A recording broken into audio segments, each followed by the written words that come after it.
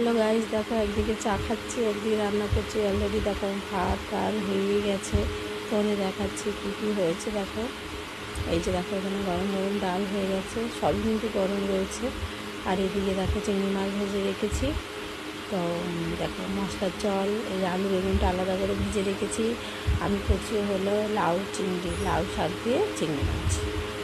এই দেখো কড়াই অলরেডি বসিয়ে দিয়েছি। তো দেখো এই যে মশলা দিয়ে একটু ডাঁটাটাকে কষিয়ে নিচ্ছি। তো তোমরা তো জানো কীভাবে করতে হয়, তবু আমি আমার মতো করে তোমাদেরকে দেখাচ্ছি আমি কীভাবে করি। এরকম একটুখানি কষিয়ে জল দিয়ে আলু বেগুনটা দিয়ে এরপর জল দিয়ে দেবো, নামানোর সময় চিংড়ি মাছ দিয়ে দেবো।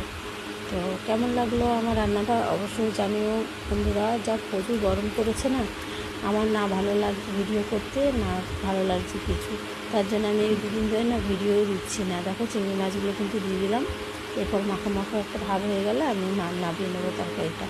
তো তোমরা গরমে কী কীরকম আছো অবশ্যই জানিও। দেখো আমি